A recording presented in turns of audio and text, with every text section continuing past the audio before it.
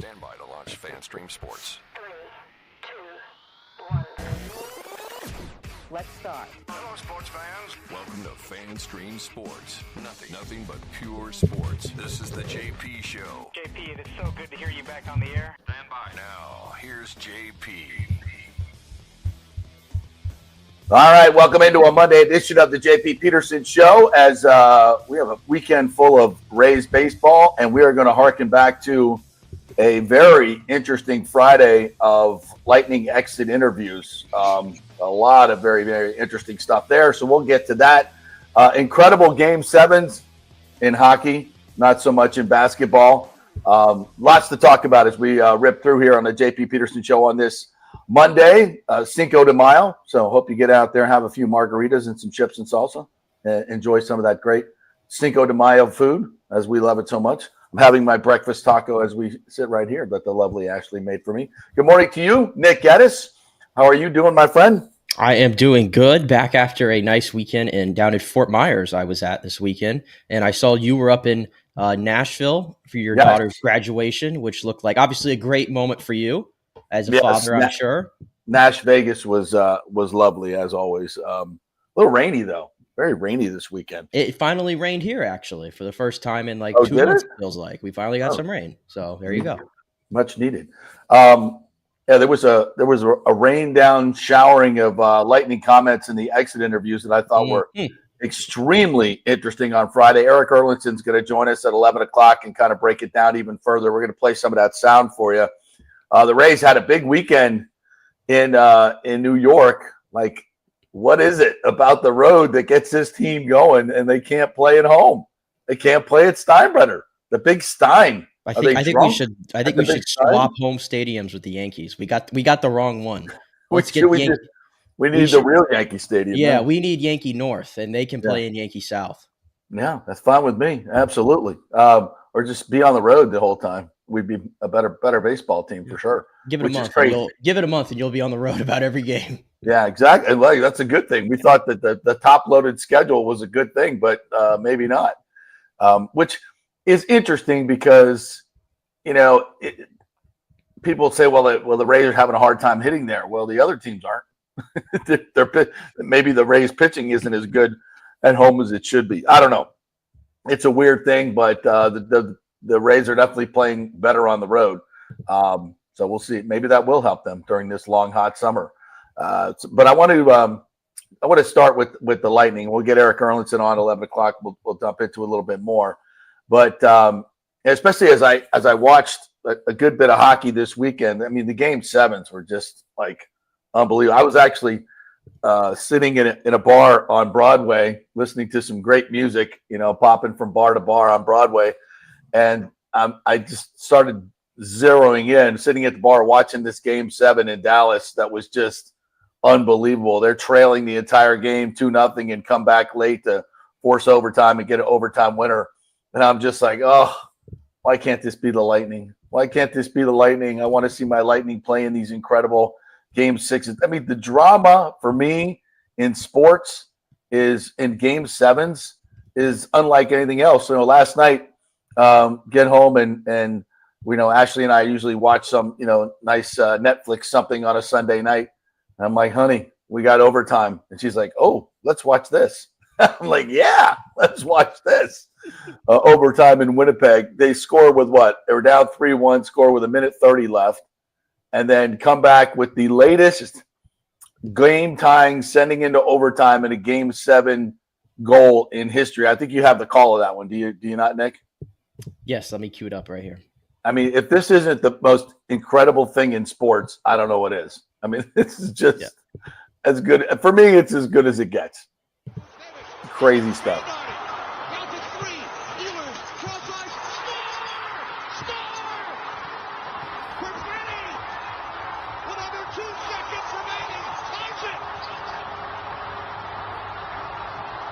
Listen to that crowd. Look at the sustained roar. Yeah, it was for 5 minutes. It was for 5 minutes. They never stopped. That place is like they call, the old hockey arena is a barn and everything. Like that's a true barn of the NHL in Winnipeg. I mean, you saw the downtown streets is just covered with fans. They're all just wearing packed. like everybody's wearing It's their white sardine. shirt. They all got the memo, and then they're going absolutely just ape. You know what? At the end of that game, I mean, it's electric. Yeah. What was it? 1.3 seconds left. 1.3 seconds left after they were down 3-1, and Hellebuck spotted St. Louis 2 goals early on in the game too. Wow. Man, have you seen his playoff numbers? Double. I have never Double seen, what they were in the regular season. I've never seen anything like it. I can't figure it out. Like Game 6 I was watching, and I was like, this guy's got the yips. Like he literally got the yips. He can't catch anything. Completely. Yeah. And he gives up the 2 early goals, and you're thinking, oh my God, as the entire arena is thinking. Shout out Matthew Joseph, though. He scored one of them. Yeah. How about that? Yeah. Yeah. And that was just like, you thinking, oh my God, this is going to be, it's like one of those things, the cringeworthy moments that you're watching on TV on some reality show, like you can't watch because it's so cringe. It's like, oh, I don't want to watch this. This guy's going to give up 6 and get pulled again at home in Game 7. And then he kind of found his way. And then he played really good in overtime. And then what do we go to the second overtime? Yep. To get the game winner. Here's the game winner in Winnipeg. Back up the boards for Peon. Peon shoots, score! The Jets win it on the deflection. The Winnipeg Jets will move on to face the Dallas Stars. I mean, and that roar went on for, I don't know, 15 minutes. It might still be going. I don't know how anybody in Winnipeg went to work today, to be honest with you. And I know a lot of Lightning fans are not going to want to hear me say this, especially the old ones that, maybe can't stand for the whole period. It needs to be said. They never sat down. I'm like, Ash, look at this. These people are standing up. She's like, what happened? I'm like, overtime happened. Like they're not sitting down for they're standing up the entire game. Like even in Dallas, like I can't even they're standing up so much I can't even see like one side of the boards where the camera is because people are standing in the way. Like you go to a Lightning game, I don't know if anybody's ever. I don't remember one time during any Lightning game where everyone's standing at once. Like it doesn't really happen. It's just a different atmosphere. Yeah, I would love to see it. Well, we gotta play. We gotta get to the second round first. I mean, maybe if we win a home game. Yeah, you win a home game. They'll stand up. Yeah. I mean, I'm not dissing on our fans at all. It's just different. These people have been going to this barn for 16 generations, and that's what they do, and people accept it. And I've seen it in Lightning games. People stand up, people behind them get mad. Oh, I'm like, what? Oh, I hate people. That's the worst. It's like going to a concert, right? And you're standing and you're singing, you're dancing, you're having a good time, whatever. And someone behind you is like, "I can't see. Can you please sit down?" No. Can you please stand up? No. How about you go home? Yeah, or stand up. Or stand up yourself. Like, damn. Exactly. Yeah. I don't get that. I don't think you should ever say sit down. If somebody stands up in front of you, you got to stand up too. That's the way it works. If they're that interested and they're that emotionally intact with the game that they want to stand up and watch it, then God bless them. You stand up too. That's the way it works. Now, if it's the 4th inning of a Tuesday night regular season baseball game number 54, of course, against the Minnesota Twins, and you're that jackass that's standing up the entire time yelling or whatever, I want you to sit down then. I want you to sit down. That's a totally different deal. But if it's an overtime hockey game, yeah, absolutely. Everybody up. That and it's not even just standing up. It's like every time their team touched the puck, there was a roar. Yeah, everybody was like, "Ooh, here we go." Yeah. I love the rhythm of a hockey game, especially when it's like that, because you can hear the the groan of the play did not end in a goal, and then when it does end in a goal, it's like pandemonium. And the shots of the outside, the street that's just exactly, just full to the brim. And then when something happens, those are my favorite shots. Stuff goes up in the air. It's complete bedlam. And then you watch the Game 7s, Warriors and Rockets. Like, oh my! God bless Buddy Hield. Steph Curry couldn't even shoot in that game, and the Rockets, my lord, they scored 39 points in the first half. Yikes! They could, as Barkley said at halftime, man, them people need to get in the gym and learn how to shoot. Like, what are you doing? Like, if they don't get a putback or a layup, they can't make a bucket. Man, all you Rockets, you need to go to the gym. That's your business, man. Go learn how to shoot. I'm like, yeah, you're an NBA player, and you can't make a 10-footer. You cannot make a 10-footer. Like, what are you doing? Yeah, I gotta be honest. I could not find it in myself. I mean, granted, I was pulled away for so much of the action this week, but even at night when I was back in the Airbnb, like you could not tempt me to put on the NBA game. Like I just actually could not bring myself to do it. Like I would I flipped once or twice, and it's the energy difference. You go from watching a Game 7 hockey game, and then I flip over to Denver and the Clippers, and I'm just like, eh. And like, you know, the Clippers were dead in the second half. Like nobody put any effort forward, which was weird. Like nothing. It's like I don't really have to deal with that in hockey. Like I know this is one of those discussions that everybody loves to talk about, you know, the NHL, NBA difference in the playoffs, but it is completely true. And I understand the NBA ratings I hear are through the roof. I'm sure the NHLs are not great because, I mean, viewership was down all year for the NHL, which stinks. But when you watch these products side by side in the playoffs, I just don't understand how you could be watching the NBA unless you have a vetting interest in it, of course, in the team. Yeah, exactly. It's brutal to watch. You know, Celtics own the Knicks. There's no drama at all. It's hard. It's a hard watch for me. It's a really, really hard watch. No, the drama came after the game last week when we had the Halliburton thing with the dad and everything. That was a good game though. Actually, that series deciding game between Milwaukee and Indiana.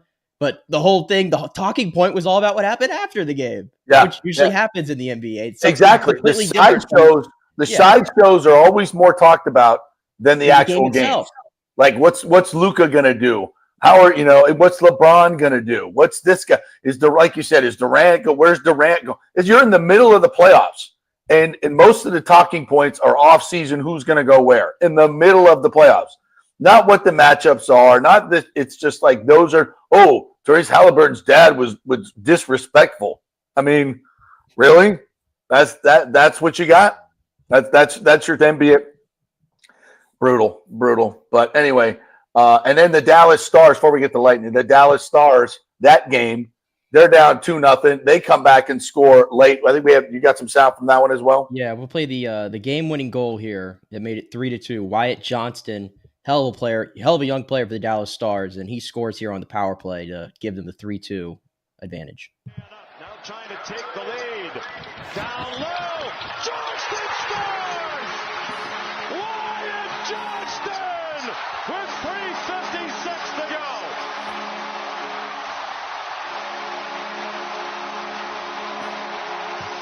go. Listen to that roar. That's unbelievable. So good. It's great playoff hockey, and unfortunately the Lightning are not involved anymore. We get game 1 of the Panthers Toronto tonight. I'll be watching, no doubt about that. I know who I'm rooting for. Who? Toronto? The team that plays in Ontario, Canada. Yeah. Hard to believe, right? Can you believe that? Like the Panthers, I have discovered such a disdain for them that I am rooting for Toronto. Yeah, I pull through. I don't know if we're not obviously down in Miami, so we're not getting a whole lot of Panthers media. But I didn't see a whole lot of remorse in there. I saw Matthew Tkachuk say, "Oh, it's not a rivalry," which was so classless. You know, acting like they dominate the Lightning now. Since he's been there, it's been one-sided. So I understood from his perspective. Since he's gotten there, all they've done is beat up on the Lightning. That's true. But let's get a full look at history now, young man. And as soon as your team is completely dismantled for salary cap reasons, then you'll be back to where you were serving the Lightning. Is that happening anytime soon? I feel like it happened immediately for the Lightning, and I'm waiting for it to happen to Florida. I think next year is good. This offseason is going to be tough for them. I was listening to somebody break it down. I forget who it was. I think it was maybe Greg Linnelli, and Mish on Lightning Lunch. I think they were talking about it. I think they kind of mentioned that they're going to have some salary cap issues. Well, yeah, I forget. Sam Bennett is a free agent this offseason, and I that's have a a big feeling one. he's going to get a bag somewhere. Don't think it'll be Florida. And if Florida gets it, gives them the bag, they got to get rid of the other people. That's how it works. So it's it's going to be difficult for them. And so this is probably their last good run. And there's no way I want them to have back-to-backs because you want to hold that over the Panthers and their fans on Twitter. I mean, but they are who they are. They're Miami people, right? They're just classless. They're fans at the stadium, classless. They're jerks. To me, it's a classless organization. It really is in a lot of different ways. But as my opinion, I'm not speaking for the Lightning. Because I know the Lightning were extremely complimentary of them, almost to a fault. I don't think we had to go that far overboard. What's that? Here's the thing I realize though, and this comes with the territory with most sports rivalries. The fans you see in person, I feel like I don't have bad interactions with. It's the fans on social media who walk around with profile pictures of Barkov's like their profile picture and their Panther fan 2962 or whatever on X. And those are the ones who are like the most obnoxious. When you're like, unless I haven't heard much, but like of the Panther fans who were in town, I don't think anybody was obnoxious then. It's just social media. Well, yeah, I mean, there was a guy sitting down in the middle of section, I think 108 or something, 106, who kept turning around to the fans every time the Panthers did something. And there's always double bird. I think when you fill that arena up with 40% Boston fans or New York fans or something like that, I think it's a little bit different. Yeah. So as we turn our attention to the Lightning, I'd love to hear from you guys in the comments. What was of the exit interviews? What got you the most? There was a lot there. I mean, there was a ton there. First and foremost, I think we should probably address John Cooper's situation, which I think he addressed very well. There were speculations on Thursday and Friday that he's going to be the new Rangers coach. Nope. And I forget wherever Utah was the big thing because he plays golf with their GM. All this shenanigans. What's that? It was the owner, Ryan Smith. The owner. So it's. And I get it, and we talked about it last week, just mainly to dismiss it all. But that's it kind of comes with the territory. When you lose 3 years in a row in the first round, people think that we got to blow it up. The Lightning are going to blow it up, and without really getting into what we talked about Friday is context, right? There's context to everything, and you got to keep it in context. You lost to the defending champ. You lost in a Toronto series that I thought they were the better team. You lost 3 overtime games. That's going to happen. And I think the Lightning could have gone deeper into that series as well, into that playoff run. Last year, you lose to the eventual Stanley Cup champions. And the Panthers were a wagon last year. They just were. And they are this year. Let's just be honest. Especially in the playoffs when they're allowed to do the stupid crap that they get away with. And we saw it. We documented it last week. It plays, the playoff plays into their thuggish style of hockey. And let's just be honest, they've got some really good skill as well. But they know how to intimidate the Lightning. There's no question about it. They know how to out-hit them. They know how to physically take them out of the game. And I think the Lightning gave their best effort, but I just don't think they were equipped or wanted to play that style of game. And I think, listen, if you're the NHL, you have to protect the teams that play a more finesse and beautiful game. I just think you do. I don't think you can turn it into, slap shot. I don't think you can turn it into just a goon fest and let them take it, as many headshots or post. Even the after the whistle stuff. The after the whistle stuff really bugs me, and they allow it, and they don't penalize anybody. If you're going to cross-check Kucherov in the kidneys and take him to the ice after the whistle, that's got to be called. That's got to be called. All those shots, you're going to hit somebody in the back of the head with your stick after the whistle blows. That's got to be called, but they don't. They wait till there's a scrum and somebody responds, and then nobody gets a penalty or two guys get a penalty. I just don't think it ever would have mattered though, because I mean, what did they finish? 2 for 18 on the power play.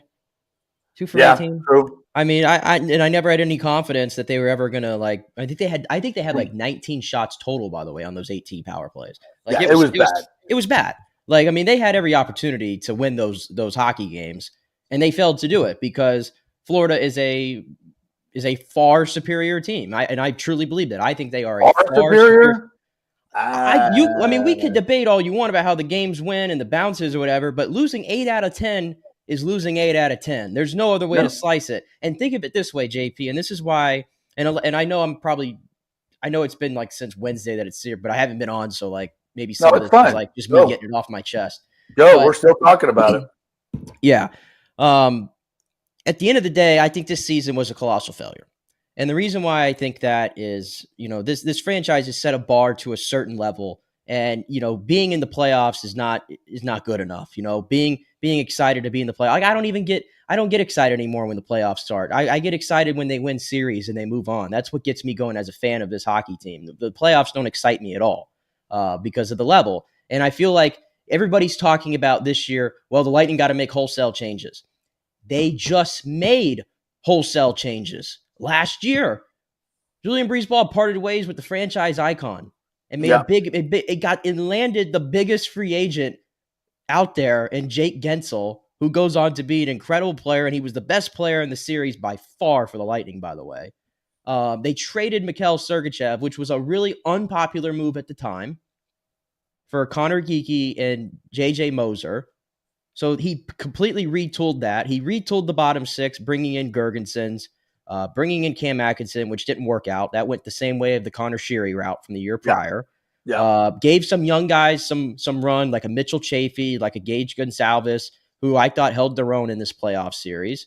And then at the trade deadline, he goes and gets Oliver Borkstrand and Yanni, who unfortunately did not play, and obviously scary situation there with what happened to him. And then Yanni Gourde, who was more of the sentimental, hey, let's get Yanni back, let's get the band back together. And I just glossed over the fact that they got Ryan McDonough too.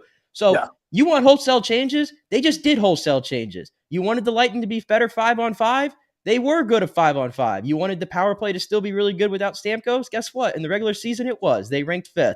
They did everything that you possibly could do. They were like number 3 in goal differential. And then we get to the playoffs when it matters most, and you lose in 5. So it's a failure of a season. And it's like everybody wants wholesale changes. And I think, of course, like you don't want to sit on what you've done, and that's losing 3 years in a row and say, oh, we're just going to go with the same group that's, getting older every year and we'll keep it together. But the idea of making wholesale changes, it's like they just did that and it got them nowhere. Well, I wouldn't say that. I think they had a great regular season, and I get it. The standard is the standard, and it's winning playoff series. Well, what's the constant here in the last 2 years? The best team in the league, arguably the best team in the league. And so the Lightning could be you are to them. And Lightning could be the second best team in the league. No, I don't think they are. They could be the third best, maybe the fourth best. So you go trade Cooch, get rid of the coach. I mean, what are you talking about here? I mean, it's the idea of trading Kucherov is ridiculous. Now, listen, all the things you just said, yes, Gensel was a great ad. McDonough was a fantastic ad. JJ Moser was a really good ad. Getting Connor Geekie was great. Absolutely. I think all that was fantastic. Where they failed was the bottom 6. The bottom 6 and the defensive pairings were not good. And what was the difference in that series? The third line. I don't think Luostarinen and Lundell and Marchand. Look what the Panthers did at the deadline. They got Seth Jones and Brad Marchand. We got Bjorkstrand and Yanni Gourde. But the Panthers were able to use the LTIR. Yes, because of Tkachuk. So that allowed them to take on the salaries of those two players. Like that's a little bit different. I know. So what? But is that Julien BriseBois' fault? No, but listen, we have to be completely honest here about Julien BriseBois. Julien BriseBois, they don't win the 2 Stanley Cups and go to 3 without some of the moves he made. Okay, we all agree. Right. 100%. But you know this better than anybody covering sports as long as you have it. So what have you done for me lately, League? Absolutely. It's like that across all sports. But did he not have a great offseason, and bringing in Gensel was the best free agent on the market? He did. I'm just saying that Julien Brisebois has had some more misses over the past 3 years than he had in his first 4 years as GM. Is that a fair statement to make? Not everything's been sunshine and roses. He gave up the farm to go get Tanner Jeannot. That didn't work out. He traded 2 first-round picks to get Oliver Bjorkstrand and Yanni Gourde. And to be honest, you probably didn't need to spend 2 first-round picks to get Oliver Bjorkstrand and Yanni Gourde, because Bjorkstrand's a good player, but what is he, a second-line player at best? And then Yanni Gourde, I mean, listen, I watched Yanni Gourde for the last 20 games of the regular season in the playoffs. I got to be honest. There's no reason for the Lightning to re-sign him. There's nothing there. 33 years old. He's cooked as a player. No, so, and not only that, you know, when we needed to bring it, and we knew this. When we knew this before he made those moves, that we needed to get more physical and get better and get bigger. And you know, Yanni Gourde's not that guy. He's a try-hard guy, but he's not that guy. So, all right, let's take a quick break. We'll come back on the other side. We'll hear from Julien Brisebois. We'll hear from John Cooper. We'll hear from Vasi. We'll hear from Cooch, Hagel as well. So we'll get all that. Erik Erlendsson's going to join us. We're going to talk some Rays as well. So we'll get to that as well. Great weekend for them. Chandler Simpson he is phenomenal. So we'll do all that when we come back. We're brought to you by the Jeeves Law Group, JEEVES lawgroup.com. Go to the website. They are local, they are trusted, and they get results. So if you're involved in an accident or you have any legal questions whatsoever, they will give you a free case evaluation. Just give them a call, tell them JP sent you, and they'll hook you up. JeevesLawGroup.com, JEEVES lawgroup.com. Not attorney spokesman, offices Tampa and St. Pete. Back with some lightning sound when we return. Stay with us.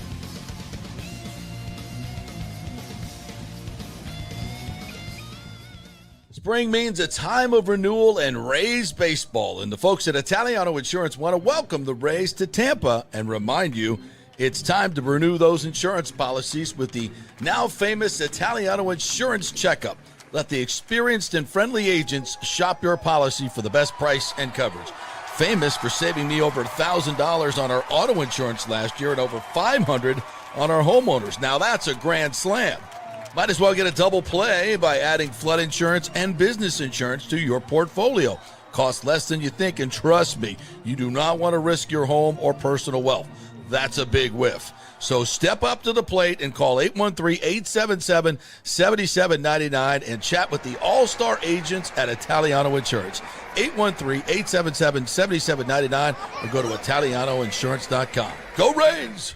JP here for Riveters, our new official sports bar and grill of the JP Peterson Show. And just like our show, no BS, no corporate chain feel, just amazing, authentic folks serving great comfort food in a casual atmosphere at unheard of prices. Riveters is located just south of Raymond James and Steinbrenner Field on Dale Mabry, walking distance to the park, so free parking, great place for pregame and postgame. Let's talk about fresh food. Nothing is frozen. Burgers, wings, prime rib, roasted fresh daily, never frozen. That makes a huge difference. The mahi, the salmon, also super fresh. All our sauces are original recipes made in-house. Our Warhawk chili and fully loaded potato soup is made fresh in-house. It's the best food anywhere, served by people who actually care. Riveters on Dale Mabry, just north of 275, just south of where the Bucks and Rays play. We'll see you there. Are you looking to renovate your home, rebuild after the hurricanes, or build your dream home from scratch? Well, let me tell you about my friend Jason Fawcett and On-Site Construction. They have over 1,450 satisfied clients, 25 years of experience, over 500 designs, and a talented team of over 40 construction professionals. They believe building something exceptional begins by truly focusing on all the details, even the smallest ones. We understand that construction can be a daunting process, and we're here to make it as smooth and stress-free as possible. Quality is non-negotiable at On-Site Construction. We use the finest materials, employ the most skilled tradespeople, and adhere to the highest industry standards to deliver a product we're proud of and that you're going to love. Our project management is meticulous with a focus on completing projects on time and on budget. Your happiness is our primary driver. So give us a call at 813-579-5789 or check out our incredible website at onsiteconstructionfl.com. Let's go. Right now. Back to the show on FanStream Sports. Brought to you by the official sports bar and grill of the JP Show. That's Riveters. The Rays were back home this week, so check it out. Go by before or after the games. You can park there and walk down to the games if you so desire. Great food, fantastic staff there, and they do all the UFC fights for free. We got 3 of them coming up this month, I believe. So if you're into that, head on down to Riveters. You can watch it. You don't have to buy it at home. You can watch it at Riveters. Good stuff. Always free to get in as well. All right. Nick Geddes joining me here on this Monday. Going to hit some comments real quick here, especially on the Lightning. James is upset. But he makes – what's that? I said I'm upset too. I know you are. James says, why is it crazy for Coop to leave? I want him to stay, but maybe he wants to have a change. The bottom line is the stars of our team did not perform at all. Bolt's horrible this series. Home ice has been bad. I mean, yeah. When you look at Point and Cooch's numbers, well, you know what? I'm going to let JBB defend him instead of me. And I think he makes some good points too. James says Panthers head and shoulders better and should concern everyone. It's not that I'm not concerned, but I think there's a couple of tweaks that can be made, and I think it goes to size and physicality, and you're right back where you need to be. I would rather be less successful in the regular season, obviously, and more successful in the postseason. And to do that, you got to have a bigger, more physical team. Yeah. Did anybody think the Lightning were ever in this series? The problem was, and I said it from the very beginning, was the give up in game 1. That was the strangest thing for me. Like, they did not answer the intensity. They did not answer the physicality. They were out hit 2-1. That game really, really bugged me. The rest of the games were pretty damn competitive. I got to be honest. The physicality discussion, and that was a big talking point after game 1. That was a big talking point going in. I thought as the series went on, the Lightning started to push back a little bit, and I felt like that became less of a story. Everybody wants to harp on the bottom 6. Well, I don't know what else you could ask for from your bottom 6 than Luke Glendening scoring, Chafee scoring, Geekie scoring, Gonsalves was scoring. Like, these guys put the puck in the back of the net. Well, Gonsalves is not a bottom 6 guy anymore. He's a top. Well, yeah, he's graduated. But these guys were putting the puck in the back of the net, which nobody would have expected in a playoff series. And I always look at what did Barkov? Does Barkov score 1 goal? Yeah, but the overall, then it had 1 goal, 2 goals. But the overall impact of Barkov's game is incredible. This guy, I mean, there's a reason why him and Sam Reinhart. Look, I'm not going to argue that the Lightning were better, but I think you guys act like it was 6-0 every freaking game. No, but that's my point. It's like the Lightning were close, but like their star players were MIA. Like, you can't get around it. Nikita Kucherov was terrible in this series outside of the game they won. And honestly, everybody's directing their stuff about Cooch and trade Cooch and this and that. Listen, I'll just squash that right now. You don't trade special. Like, at the end of the day, he's had 3 bad playoff series. I understand that, but the guy is still 20th all time in playoff points. The guy's right there next to a guy named Mario Lemieux. You heard of him before? I have. Yeah. Pretty good. Yeah. So I'm not trading him. And also, he's 32. You're probably very unlikely to get any sort of value that matches up to the quality of player because he's 32. But you want to know the player I'm more frustrated with today or after this whole thing is Braden Point. Braden Point. You want to make a tweak? I'll make a bold thing out there right now. I think Braden Point, if anybody had to go and it was one of the star players, I actually have very, very high concern for how Braden Point's game is going to age because he's not a young pup anymore. He's now 29. I know he can still skate. In this series, I didn't see him skate as hard as I thought he usually does. No. And by the way, everybody, there was a time when Braden Point was a great two-way player in this game. That has gone.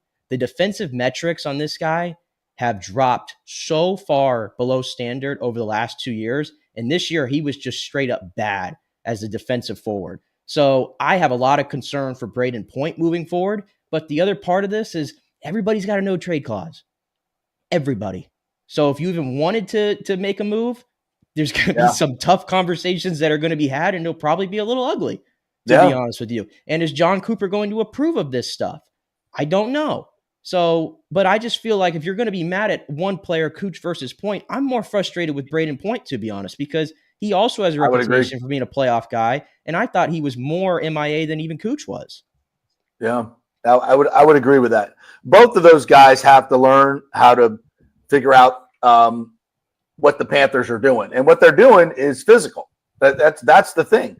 It's those two guys especially are just constantly getting better. And I think some of it is after the whistle stuff. Some of it is a little questionable, as we saw with Brandon Hagel. So yeah, more than questionable. All right, let's get to some of this, because I think they can say it better than us. Not exactly which this is either JBB on Kucherov or just the entire series, courtesy of our friend Evan Klosky on his Twitter. The Nikita Kucherov, obviously this is two outstanding regular seasons back to back, but in the playoffs, what is it about Florida that has given him some fits there these past two series? Well, I think first of all, what Nikita Kucherov does in the NHL, he makes it look really easy. It's like the level of difficulty is incredibly high. That's why no one else plays like him. That's why no one else produces like he does. And I said earlier, history is written by the victors.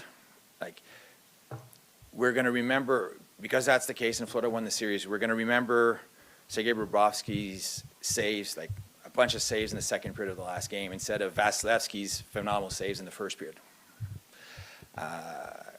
We're going to remember the performance of their forwards instead of the performance of our forwards. Like, Kuch still had 4 points. He was involved in a bunch of scoring chances.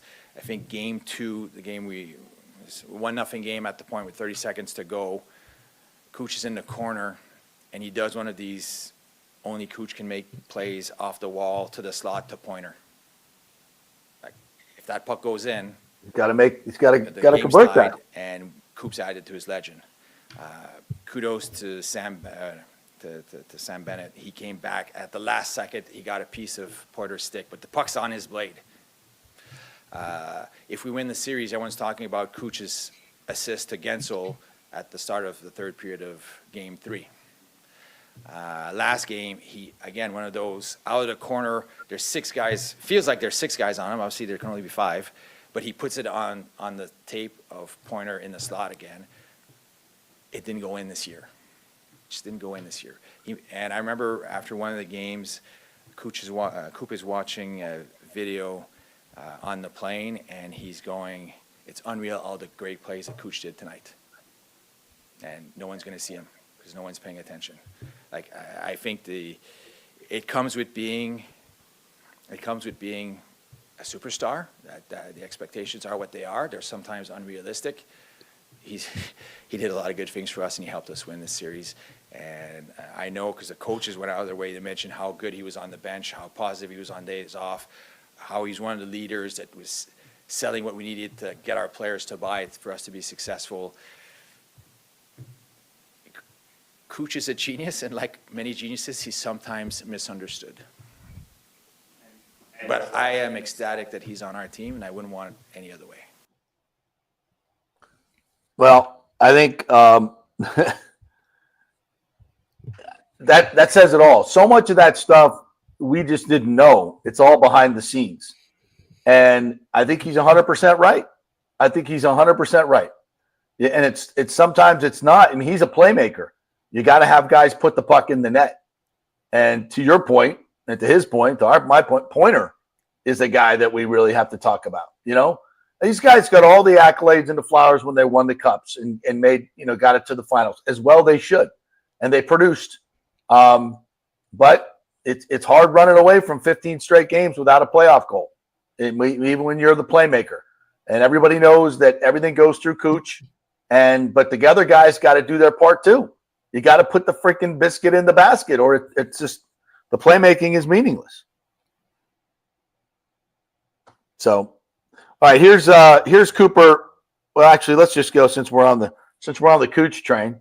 Here's Kucherov talking about what's coming up this offseason for him. Yeah, it's the next week starts. And so if you come in August, it's like, well, I've been working for 3 months, you know. But it is good to have guys come back earlier. But at the same time, I'm not the coach. Like, it's really hard to, you know, I got to work on my stuff. But at the same time, you got to help the other guy. And, you know, it's a little bit, it's tough, but I'm happy guys are willing to come earlier and put work on, because we have, you know, free ice, free gym. I mean, everything you want here. Trainers here. You want treatment, it's here. So I think it's the best place to really put everything outside and just focus on your game, your skill, and what you got to be better at. So, yeah, it's good to have young guys come. And, you know, Hex came over last summer, you know, and had a hell of a season. Hopefully he continues to, you know, work on his skill. Don't go in the gym. Work on his skill. You know, I didn't want to miss any games, so I just kind of, you know, the trainers did a hell of a job, you know, keep me in the games and, you know, go through, you know, some hard time. And it is what it is, you know, guys playing with, you know, a bunch of bruises and, you know, something else. But I just wanted to play hockey and enjoy the moment and be with the guys. And it's always sucks to watch game from, you know, from outside. Well, that's Cooch talking about his off season, and he had a hand injury that he played through, that he had in I think late February. Yeah. But continued to play. And the list of injuries again: Hedman playing with a broken foot. I don't know how you do that, to be quite honest. And then what happened to Bjorkstrand? This 2 o'clock in the morning compartmentalism. I read a little bit about it. Of just, you know, basically an exploding muscle. Crazy. Had to have emergency surgery. Who else? MCL for Cirelli, which we kind of knew about and told you guys about. So all these, and you could tell Cirelli's game, there was no explosion after he got injured. There was very little, you know, his skating was just different. Yeah, and even lesser to an extent, but this is still a big story of the series. Is Glenn Denning? I think he had 2 bump shoulders going into the playoff, not just one, but 2. Yeah, and an AC joint separation. And, you know, he's a big time penalty killer for you, and obviously a big face-off guy for you. And isn't it crazy? Like, I think the Lightning actually won the face-off. I think they had a higher percentage. It just didn't. Last game, it did. Yeah, it didn't feel like that. It felt like every big face-off, Florida won them in this series. But yeah, that certainly didn't help. But I mean, everybody's playing through stuff. I mean, we know Florida's playing through stuff too right now. We know it. Every team is playing through stuff. I don't know how many guys are playing through a broken foot, like Victor Hedman did. And the fact that if the Lightning had won this series, you know, he wasn't going to just come out of the lineup or anything. He was going to keep playing through it. But, you know, I would even say about Hedman, it's like you can use injuries as an excuse all you want. But I would also say even before the broken foot injury, I'm not going to sit here and I go back to, you know, your stars have to be your stars. We talked about Cooch. We talked about Point. I don't think Victor Hedman had the best series either. And specifically on the power play, I think he was a big problem for whatever reason. He's got to shoot that puck. He's got to get that puck on net. He had 2 issues on the power play. He couldn't keep the puck in a lot. I saw so many pucks get by him. And then he's usually great at that. And 2, he took a lot of shots, but man, when I say miss the net, I don't mean just by like an inch or 2. He's missing how much wide of that, left, wide what did he right. break his foot in game 4? He did. I just felt like even before, though, I don't think he was playing well. And so many of his shots, it's like you got to get it on net, get a rebound, something, a tip. Well, also, when they shot the puck, 9 times out of 10, there's no scrum. There was nobody in front of the net. to battle for the puck and kick it back out and remain and keep possession. It was like every time we shot the puck, it was miss the net, clear, miss the net, clear, miss. I mean, it was, and then getting back in the zone was a tall task. So yeah, there was a lot of things that, and I thought, in a lot of these situations, and James mentions this in some of his comments, is that where were the adjustments? Where were the adjustments on the power play? I thought it got a little bit better as the series went on, but we'll all remember that 5-minute major where the Lightning got one shot. And I think it was a bad angle shot with about 30 seconds left in the 5-minute major, where they did absolutely nothing with it. And that was a brutal moment in this series. And you just got to be better. You got to be better. And you also made a point earlier about, some of the D pairings and how could you upgrade. And I think everybody's, and myself included, we're going to point to that third pairing between Nick Perbix and Emil Lilleberg. And if you want to talk about a shortcoming, I can't believe that Julien Brisebois watched those two play all year long and the ineptitude that they showed and thought that wouldn't show itself in the postseason. It absolutely did. I don't know how many times I see the puck go in the back of the net and I look who's out there and it's Lilleberg and Perbix. And it's like those dudes, it looked like they were playing November regular season hockey.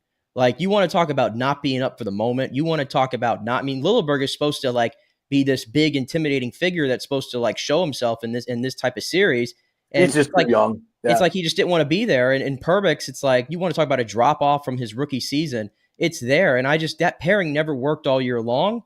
And the other puzzling part about that is, JP, where was this is not just for the playoffs, but all year, where was Max Crozier? Max Crozier played 5 games all year for this team. He played 3 playoff games for this team last year. Thought he held himself okay. And he actually has a good chemistry with Lilleberg when those two guys played in the AHL.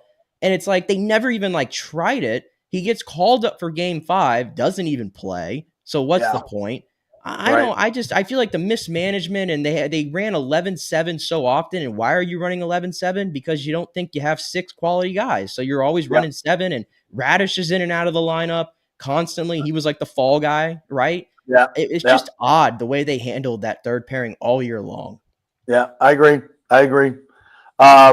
Here's let me see one more. Let's do well, here's the one soundbite everybody was talking about is Brandon Hagel talking about his situation with the hit from Ekblad and his hit on Barkov. I think the most frustrating part to me, listen, I think hockey's the best sport in the entire world, and I think the way it's played and the honesty and the respect for a lot of the players, it's as competitive as it gets on the ice. But at the end of the day, it's like you have respect and you have those unwritten rules, and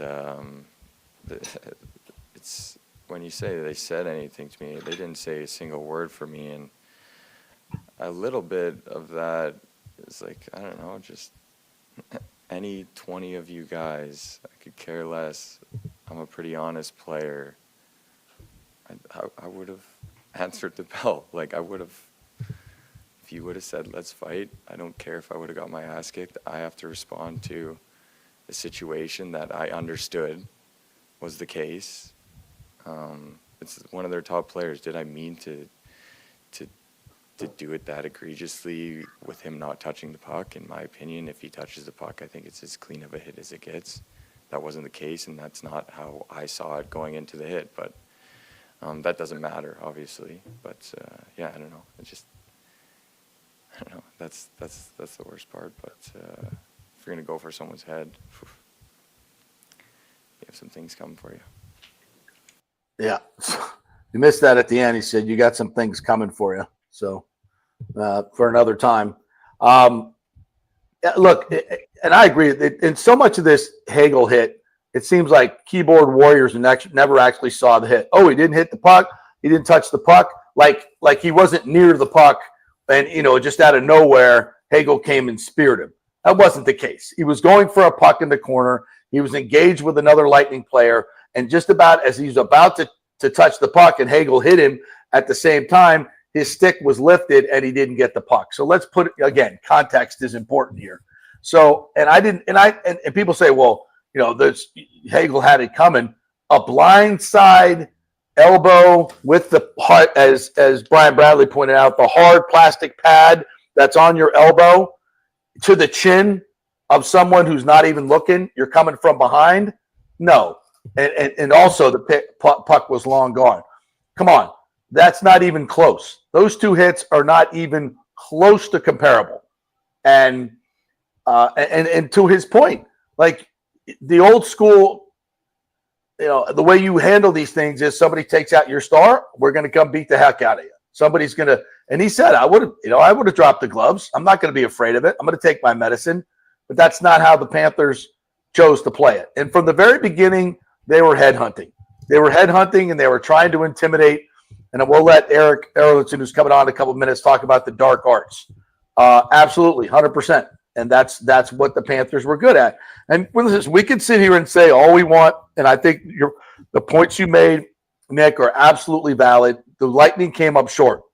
And I'm not trying to sound like, you know, Pollyanna, there's nothing wrong with this team. I think it's pretty evident what this team needs.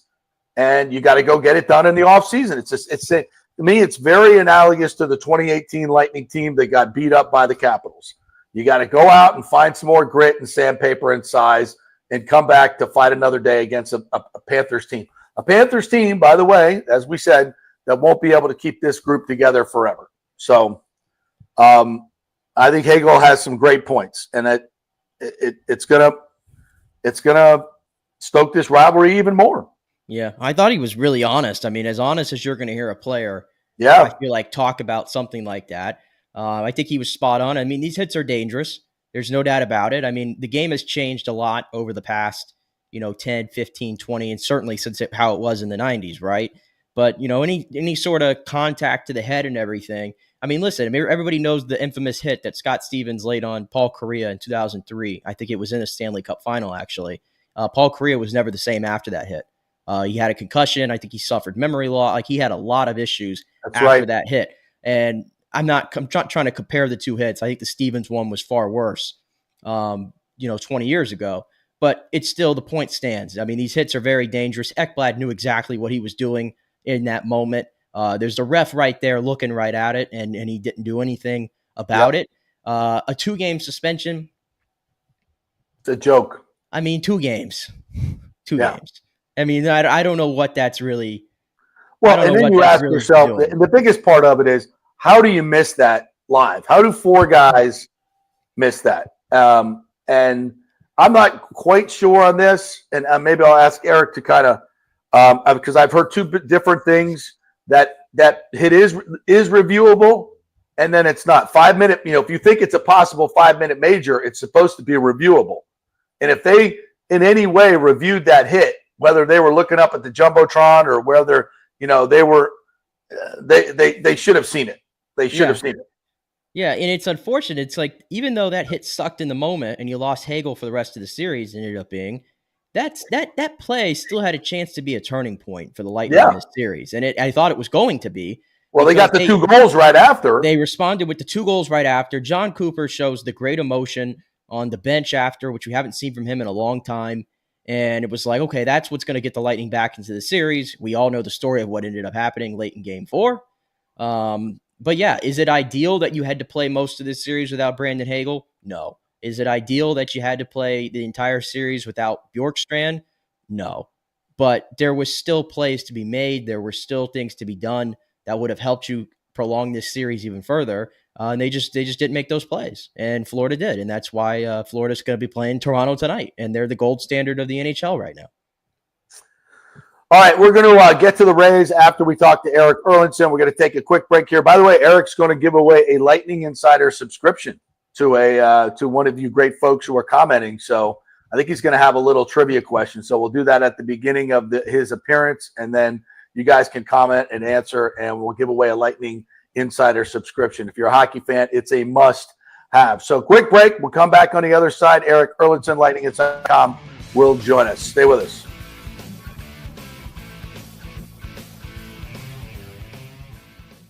Hey, JP here for my concierge medical professional, Chris Lugo, PA. You've heard him on the show for a couple of years where he shares invaluable medical, nutritional, and supplement advice. With Chris, it's like having a medical provider as your best friend.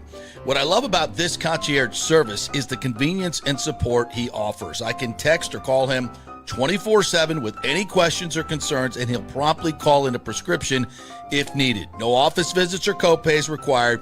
It gives me peace of mind knowing I have someone genuinely invested in my health, not just focused on insurance profits. And the best part, the Bay Area Modern Medical Center's personal concierge service is more affordable than you might think. Don't let insurance companies dictate your health care. Take control of your health and wellness today. Visit BAMMC.com for more information and to schedule your initial free consultation. Empower yourself and take charge of your personal health with BAMMC.com. Diamond Days are back at the Golden Diamond Source, Tampa Bay's largest jewelry superstore. You know, I love Diamond Days because right now you can get up to 20% off all the diamonds in the inventory, including April's birthstone. Plus, you can take advantage of 0% financing for up to 5 years. This means that if you finance $5,000, your monthly payment would only be $83. Best of all, your Golden Diamond Source diamond never loses its value. And listen up, all soon-to-be newlyweds, here's your chance to win a $2,500 shopping spree at the Golden Diamond Source, along with a wedding cake for up to 100 guests, created by the renowned celebrity chef, The Cake Girl, as seen on the Today Show. Entering is easy. Simply visit the Golden Diamond Source on Omerton Road for your chance to win big. If you want your special someone to say yes, make sure it's a Golden Diamond Source diamond. Visit us at 3800 Omerton Road in Clearwater. JP here for the Jeeves Law Group and my man Scott Jeeves, who lives right here and has long been a highly respected member of our community. He's a proud sponsor of the Tampa Riverwalk. Jeeves Law Group is also a proud sponsor of our Grand Central District in St. Pete and has neighborhood events throughout the year. He has an office on Central Avenue in St. Pete and one on South Howard in Tampa. You can't get more local than that. So when you need an attorney, you're going to hire some huge firm that advertises all over the state or the one that supports your favorite sports show. It's the Jeeves Law Group. We're local, we're trusted, and we get results. For personal injury and personal attention, call us for a free case evaluation. That's 8889-JEEVES. That's 8889-JEEVES.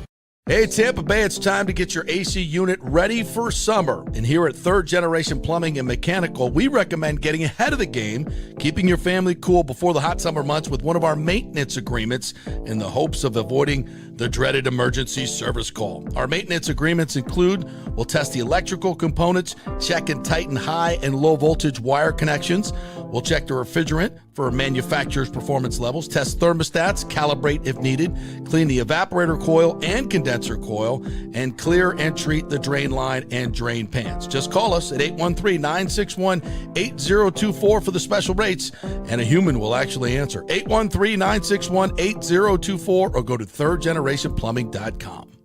Let's go! Right now, back to the show on FanStream Sports. All right, welcome back to the JP Peterson Show, brought to you by those great folks at the Golden Diamond Source. Mother's Day gift card match is on. $500 gift card match May 5th through May 11th. So going on through May 11th now, you get that $500 Mother's Day gift card match. They have jewelry to fit every single budget, all those free services as well. They'll clean your jewelry, resize your jewelry, whatever you need. They'll take care of it for you at the Gold and Diamond Source. $500 Mother's Day gift card match going on right now. Spend $500, get a match of another gift card. So double your buying power at the Golden Diamond Source for this Mother's Day coming up on Sunday. So get your shopping done now. All right, let's bring in our good friend Erik Erlendsson from lightninginsider.com. Nice enough to be offering up a free subscription for all you hockey fans out there. You got a trivia question for us, Erik? I do. And the first one who answers in the comments, tag your email address in it as well so I can reach out to you if you get it right. So here's the question. The Lightning record, regular season record for most points in a game is 6. It is held by 3 players. Name me those 3 players. So again, the Lightning record for points in a game during the regular season is 6. It is shared by 3 players. Let me know who those 3 players are. And by the way, this is made possible because I've had some people reach out to me. They want to gift some subscriptions. Oh, cool. So I've had Robin, Jeff, and Karen have donated money to bring somebody some accounts so that they can be exposed to my work. So thank you to those 3 people to reach out and give some gift subscriptions here. And it's outstanding. And not only the information you give, but you're a tremendous writer. I love the themes of which you write your columns. They're always awesome. And I'm going to ask you about a couple of things you had in there. So yeah, it's not just regular coverage, folks. It's someone that's been covering this team since at least 2000, right? February of 2000, I was hired at the Trib to back up Ira for a year and a half, and took over full time 0102. So I got the full brunt of the John Tortorella years, including the Stanley Cup. Eric, how does it make you feel that I wasn't even 1 year old yet? Nick, you're off the Christmas list. Okay. Oh, we're old. I'll tell you what, though, Eric, the 2004 trips to Calgary and every other place, man, will forever be etched in my mind as we sat up with our News Channel 8 truck on the top of that mountain looking down at Calgary. It was great live shot place that we had. And that whole series was just so memorable that obviously Emily Arena, fantastic, but the Saddle Dome, man, that place was special. All those Canadian barns, man, are just the enthusiasm for hockey is unmatched. It really is. It's so cool. It is. Yeah, it's their national sport, right? It's a birthright to many of them, right? If they're not on skates by 2 years old, forget it. I mean, that Mass Mutual commercial with Steven Stamkos and Victor Hedman. Victor's like, he's only 6 months old. Well, I guess hockey's not his thing then. That's absolutely true when it comes to Canadians, because if you're not on skates by the age of 2 years old, then you're probably not going to make it. Save for college. Yeah. Yep. Hey, I had a question for you, a procedural question because I've heard from 2 different folks. On the Hagel hit, is that reviewable or not? I'm not sorry. On the Ekblad's hit on Hagel. Let me be specific. Yeah. You're talking in game, right? Yeah, in game. Yeah. It is. And I don't know why the referees didn't use this. This is in their toolbox. Right. They can call a 5-minute major and review it. And then after review, you can either confirm, lower it to a minor, or rescind it altogether. So the fact that, I'm still floored that they didn't do that. So much of what these type of decisions come into play are they react to the aftermath, right? They react to the result of the hit. Maybe they didn't see it. They look like there were enough guys to see what happened in that play, but it's in your toolbox. And why the referees in that game did not use it to their advantage, I'm not sure, because it stings, right? Because he's the guy who scored the tying goal. I mean, he shouldn't have been in the game. It should have been an ejection. Yeah, and and not to mention not having Hagel to protect a 1-goal lead late in the game, which was a huge part of that as well. So, I think Nick and I are having a bit of a disagreement on how close this series was. And I'm not here to say that the Panthers aren't the better team. They are. There's no question about it. But I also think and not that Nick did this, but the overreaction from so many fans about, fire Cooper, trade Cooch, and people in the media as well. I think it's completely unwarranted. I understand the frustration, but everybody keeps pointing to 3 first-round losses in a row, and I'm like, well, let's put some context into that. So where do you fall on this? Well, I mean, people want to try and make comparisons to this season, the way it ended, and compare it to Columbus, right? Much different circumstances. The Lightning won 62 games in the regular season, and they were swept, but everybody wanted, the house clean after that one, right? It's not working. And instead of reacting emotionally, the front office decided, wait a second, let's sit back, let's analyze this, because the easy thing would have been to just, all right, it's not working, get rid of it, right? Yeah. They didn't. They tweaked. They found areas that they wanted to be better at, and we know what happened after that. I'm not saying that's coming next. I'm just saying this organization looks at things from an analytical standpoint, and they will analyze the situation. So, does it suck to lose 3 straight years in the first round? Absolutely. Do you want to be the LA Kings, who have lost in the first round 4 straight years to the same team? Oof. Right? The Minnesota Wild, I think, have lost the last 8 times they've been in the playoffs in the first round. Yep. Right? Like, it's hard.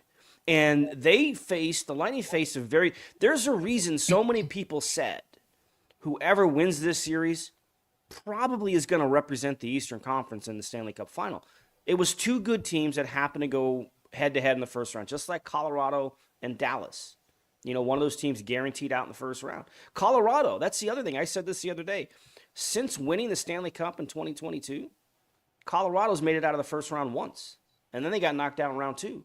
Right. So that's coming off of their Cup win. Washington, this series they won this year was the first time they advanced to the second round since they won the Cup in 2018.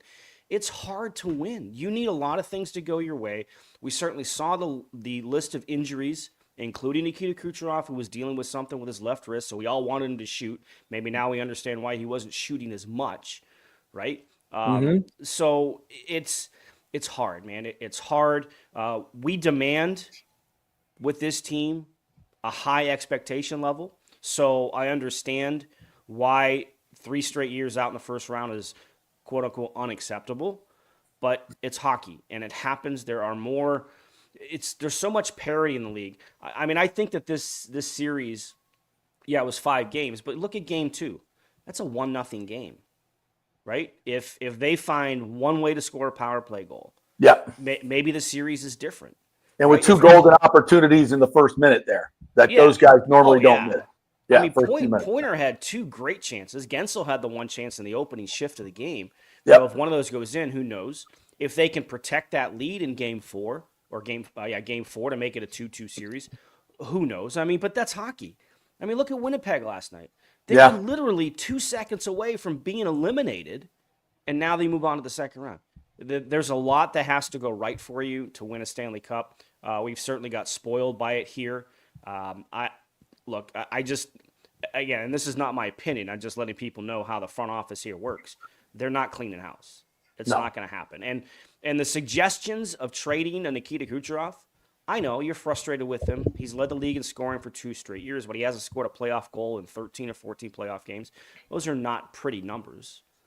But I found in the history of sports that when you trade your generational talent, it doesn't usually work out very well for you. Yeah, I feel like you can look at like the NBA where the Mavericks traded like a Luka Doncic, for example. I feel like it would almost be like a similar thing. It's like you're trading the franchise player. Yeah. Like it doesn't really, and I always said too, it's like, it's not like a rant. Like I think when Colorado traded Rantanen, they were able to get really good value for him. But like Kucherov's 32 years old. I don't know if the value would even line up, to be honest with you. And a lot of these guys have, no trade clauses as far as I'm understood as well. And that's what I kind of said earlier in the show. It's wholesale changes. I feel like, didn't they not just make semi-wholesale changes last year? Like what else could you ask for if you wanted him to make big swings? You traded the franchise icon, you landed the big fish in free agency, you brought back McDonough, very unpopular move among many at the time, trading Sergachev. Like they made wholesale changes, and I don't know how feasible it is to do that 2 years in a row. You're absolutely right, Nick. That's exactly, somebody asked me that question before. Well, do we need to make big changes? Well, you just did. Like you did a big tweak to your lineup. It wasn't massive clean house type changes, but you did part ways with, arguably the most popular player in franchise history who's going into the Hall of Fame when his career is done, right? You traded a very popular Mikhail Sergachev, who, I mean, if you remember the ovation he got when he stepped out on the ice for Game 4 last year against the Panthers, coming back from the broken leg. And, look, anytime a player wins a cup with you and is a big part of it, you're always going to remember who they are and what they did for you. But yeah, I mean, you brought in a Jake Gensel, you brought back McDonough, you made the trade to bring in a Connor Geekie, a 20-year-old prospect that they haven't really had in their system for a number of years. You brought in a J.J. Moser on defense. I mean, there was a lot of changes. I mean, you look at, the roster that was on the ice when they lost to the Panthers last year and compare it to the roster that was on the ice this year. The core is still here, but yeah, I think there were seven new players in the lineup. So yeah, I mean, I just don't know. The only reason you trade any of those guys right now is because you think it's completely done, the window's closed, and you're blowing it up. And that's not the case. Yeah. Erik Erlendsson joining us here, lightninginsider.com. We already have a couple of answers. Thomas Casper said Cooch, Stamkos, and Point. And then he said easy. Yeah, easy. I'll stop you, Thomas, because that's not right. John Hill says Cooch, Pointer, and Doug Crossman. John has it right. John has it right. All right, John. Well, I have his contact information, so I'll send that to you. Okay. I looked that up actually when you said it, and I saw that name, and I'm like, good luck to whoever picks that. I was like, I went on Pointer. I remember those games. I went and looked at his page. He had 29 points total in the 1992 season, and somehow got 6 in one game. Isn't it funny how hockey works that way? He had a hat trick, 3 assists, and it was gave overtime goal that gave him the hat trick and the 6 points against the Islanders. It's like game 15 of the season or something. How about that? Good stuff. All right, John Hill, we got a Lightning Insider subscription coming your way. Yeah, because he's a season ticket holder and a big fan. So good. Good one to get it. Somebody who cares. Yep. Yes, he did. Absolutely. All right, so in this offseason, what do you expect, and what can they do? To Nick's point, a lot of people have no trade clauses, and nobody wants to be traded from Tampa Bay. Yeah. I don't care where you're going. Nobody with a no trade clause on this team, I think, wants to go anywhere. But to me, it's it's not as simple as physicality getting bigger, but I think you do have to pointedly, even though the Panthers roster is going to change as well in this offseason, it will have to because of the salary cap. I still think you have to have an eye towards we got to figure out how to beat them like they figured out how to beat us. Yeah, it's funny. I was kind of asking around on that question on exit interview day last week. With the way that the playoff format is set up, do you almost have to build your team to beat one specific team? I mean, the Kings, look at the Kings. They've tried to build their team to beat the Edmonton Oilers, and they still can't do it. Right now, I mean, all world and McDavid and Draisaitl for sure. But yeah, now you look at the way that, let's face it, Florida bullied the Lightning. They bullied them. It started on the first game of Game 1 when Matthew Tkachuk targeted Nikita Kucherov's head. Yep. And it was allowed to continue. So yeah, they didn't have that type of a response to it. They tried. I mean, the Hagel hit on Barkov. If the puck touches his stick, the legal hit. It's nothing. It's a perfectly fine, hard, heavy hit. And he had to make that decision in an instant. He saw 2 sticks, and he saw an opportunity, and he ended up paying the price twice, right? Because he got suspended for it, and then, of course, the Panthers went headhunting and found their target on it, on that aspect. But, that probably has to be something maybe on your list. But, I mean, you did have that the previous 2 years in Tanner Jeannot, and everybody wanted him run out of town. Yep. Right. Because of, it just wasn't working with the way that, he wasn't fitting into the system like they had hoped. And, like all their numbers suggested that he would. But he was kind of run out of town. And the Lightning kind of, Julian admitted that basically that trade didn't work out and it was a mistake. It's one of the few that he's made in his role as general manager. I think you have to shore up the bottom pair in defense. Yeah. I think that was even after the trade deadline. I was like, well, okay, they addressed their secondary scoring, but you didn't address what I felt was the other need, and that was to shore up your bottom pair on defense. And it's a trio, right? Because Radish, Perbix, and Lilleberg kind of made up the 5, 6, and 7 defensemen that played a lot. Yeah. I would imagine that a guy like Max Crozier is just going to come in and replace a Perbix. Perbix is a UFA. I'm not sure they're going to bring him back. So I would imagine that Crozier just kind of steps into that role. And him and Lilleberg have been a great pair, for the time that they've been together. And I was a little surprised that they didn't bring up Crozier a little bit sooner to kind of recreate that a little bit. But salary cap played into it in a lot of ways. So, they're going to need a backup goaltender for sure if they don't want to bring back Jonas Johansson. But, the cap is still the cap. They still have cap issues. The cap is going up, so they'll get some help in that aspect. But you have added Oliver Bjorkstrand's contract, which I think is a $5.5 million cap hit, going into the start of next season. So you don't have a lot of money to spend on a backup goaltender who's only going to play 20 to 25 games anyway. But you do need a backup goaltender who can get you points. And while Johansson's numbers weren't great, he did get them points. He did. Yeah, he did. Yeah, he was did great. his job in making sure that they got to where they wanted to go. So that's kind of how I look at the offseason and what they're going to do. Tweaks, not big changes. But, I mean, Julian always tends to find a way to surprise us a little bit. And I think when they made the trade with Seattle, and, York was the star of that deal, but I think to many Lightning fans, it was just good to get Yanni Gourde back. But, we watched him play 20 regular season games, I think. We watched him in the postseason. I think he scored 1 goal in 26 combined games. Maybe he's 33 years old now. It's, is that probably a player you think they might not want to re-sign? Or if they do, it's probably going to be trying to get him on a bargain, if anything. I think the latter part. If they and look, Julian said the day that they made the trade, they would like to try and keep him around.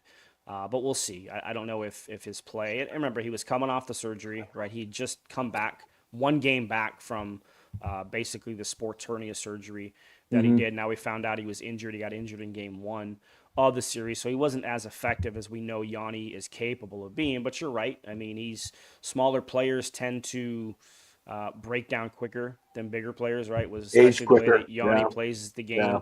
Yeah. He plays it hard. So we'll see. I think it's you're probably also at a point in time where, do you need to give a guy like Jack Finley a look? Now, Jack Finley's 6'6", right? He's a big presence. He'd be really a good, ideal type of 4th line type of center. But he's had problems staying healthy his entire career, right? Yeah. He was a 2nd-round draft pick, and he's been injured a lot for Syracuse. He got injured again this year as well, coming off of double surgery. He had double surgery in the offseason, didn't come back until December, and then was hurt towards the end of the regular season for Syracuse. Did come back for the end of the regular season, but is it a time for a guy like Dylan Duke to maybe get a knock on the door? He's a 20-goal scorer as a rookie in Syracuse. Is there a time to kind of maybe let some of these younger players compete for those spots as well? Yeah. Because you have your core, right? You have your Gensel, your Point, your Kucherov, your Hagel, your Sorelli. I mean, there's your top 5 forwards right there. It's Nick Paul, factors in as well, and Bjorkstrand now in that list. I mean, that's a pretty good top, 8 right there. What do you want to do after that? If size factors in, maybe you give Finley an opportunity to make his way out of camp and earn a roster spot. So, size is a factor. There's no doubt. So I would look at maybe kind of, beefing up a little bit on that aspect and kind of maybe absolutely not fixing, but adding to the bottom pairing on defense, maybe beyond Max Crozier coming. Because I think Crozier just an easy transition to step right in. I've liked his game every time he's come up. And to that point, Isaac Howard is not going to be a part of this team. I think I think Julian put that on the public blast there. I don't think he's a good culture fit either, to be quite honest. Do you expect them to get something for him at the draft, something that they could use right away, or is it going to be more of a prospect? It's a good question. I don't think it'll be a draft pick necessarily, because it would have to be at least a second, right? Because the Lightning would gain a compensatory pick if he signs with another team. If he goes back to Michigan State and finishes his last year Michigan, he will become a UFA on August 15th of next year. So if he does sign, the Lightning would get a 2nd-round pick in 2027 draft. I think if you're the Lightning, you probably want to maybe get something more for that and get it sooner. But then the question is going to have to be, is he willing to sign a contract and leave school and sign with his new team? Maybe you give permission to the agent to say, hey, find a team that he wants to go to that is willing to trade for him, and maybe we'll work something out. Otherwise, he's going to have to wait another full year to sign his pro contract. And I'm not sure, based on how quickly he wanted to sign, I don't know if he really truly wants to go back for a 4th year in Michigan State. A couple of their top players, left to sign their contracts. I know they're getting back their goalie, Trey Augustine, who's been a star for the World Junior team the last number of years as well. So he'll be back for his final year. But I just kind of reading between the lines, I don't know if Isaac Howard truly, honestly wants to go back and play a 4th year of college hockey. I think he's ready to start pro. So if you can kind of push that along and maybe find something at the draft, similar, and I don't want anybody's expectations up, but similar to what Cutter Gauthier, who refused to sign with the Philadelphia Flyers this year, they flipped him to Anaheim for young defenseman Jamie Drysdale. So that was kind of an even swap talent-wise. So That'd be nice. I'm not trying to get anybody's expectations up, Yeah, that'd be or nice. hopes up, but that's kind of the way you have to look at it. Are you personally, sort of shocked by the way this sort of quickly unfolded? Because I think everybody had it in their mind that like there would be a way that he could come up after the college season ended, and then we heard things about the cap was going to prevent that. But it sounds like from his side, he just did not want to sign here, and I guess it's just not something we're used to hearing of player like, why wouldn't you want to play for Tampa Bay? It seems like a good fit, but I guess he thought otherwise. I don't think it's that he didn't want to sign here, because there was an opportunity for him. And I think that, ideally the Lightning would have loved to assign him as soon as look, if Michigan State reached the Frozen Four, maybe we're not having this conversation, but that was 2 weeks, right? That opened up a 2-week window for these discussions to take place, because then the injuries popped up, right? And I was like, okay, look, now we have a roster spot for you. I got the feeling, and look, all along through this process, the conversations that I've had with people in the Lightning front office, they were very optimistic Isaac Howard was coming. Like, they were very optimistic. They had conversations with him. They asked him to work on his two-way game. He worked on his two-way game. They asked him to get in the gym and get stronger. He got in the gym and get stronger. Like, he followed the Lightning plan in a lot of ways, and he made himself a much better all-around player. Ended up going on to win the Hobie Baker Award. So all through this process, everybody was very optimistic that at some point this was going to get done, but they didn't have the cap space to make it happen right away. I believe they wanted to send him to Syracuse, play a couple of games there, and then come up and play for the Lightning. Once the salary cap space allowed that to happen, he didn't want to do that. He did not want to go to Syracuse. And that I think ended up being the ultimate difference here. So when you hear Julian say he values finding a fit for him, I think that's kind of what he means, right? Because if you look at it, look at all the players.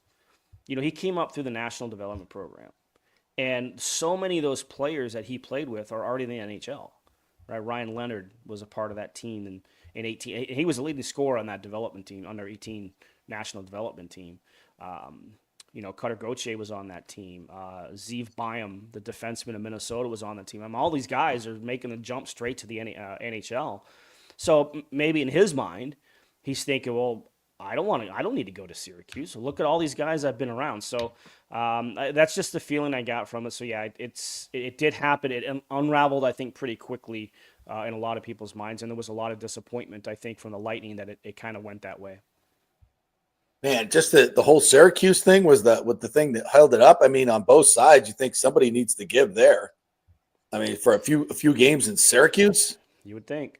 Yeah, you would think. That's bizarre. That's bizarre. What was I think the one comment that Elliot Friedman had reported is that Howard's side said he could make more in NIL money than he could going to Syracuse on a 2-way contract. Oh, dear God. Damn NIL. It's just killing me. Absolutely killing me. All right, Double E's. Appreciate your time as always. And thanks for the subscription. I'll put you in touch with our friend John Hill, and he will love that. He will be a loyal reader and voracious reader of your stuff. Appreciate it. Well, hey, before you go, you got a pick for what games we saw this weekend? Is that just not magic? Man. The Winnipeg game? I'll tell you what, I've liked Dallas all along. And the fact that they found a way to get past Colorado without Miro Heiskanen and without Jason Robertson, boy, watch out. And if Connor Hellebuck is going to continue to have postseason problems, his numbers in that series against St. Louis were not pretty. He got pulled 3 times. Awful. I think Dallas is, when they're healthy, I think they're the deepest team in the league. They have Jake Ottinger in goal.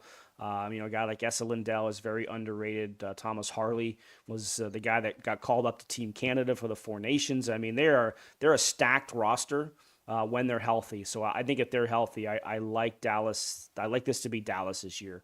Because I think Florida's probably going to reach the conference finals again. I think they're going to manhandle Toronto, similar to how they manhandled Tampa Bay physically in that aspect. I think Washington probably gets past Carolina, but I think whoever comes out of the West, I think the East is a deeper conference, but I think the West is more top heavy. And, you look at the 4 teams that are left in the West, Winnipeg, Dallas, Vegas, and Edmonton. they're all top tier teams, right? And Yeah. any of them are capable. I think whoever comes out of the West this year probably wins the Stanley Cup, and I think it's going to be Dallas. And if for some reason the NHL starts, handcuffing the physicality of the Panthers in this series because it's Toronto, that will not sit well with Lightning. Yeah, of course, that's what we do. All right, Eric, appreciate you. Let's talk as we go through the playoffs a couple times. Appreciate you. Absolutely. Unfortunately, I have a lot of free time on my hands nowadays. I know, right? This sucks. All right, thanks, partner. Appreciate it. The great Erik Erlendsson there. LightningInsider.com. You didn't win the subscription, go buy one. It's $5 a month, $40 for the year. It's a must do. Absolutely.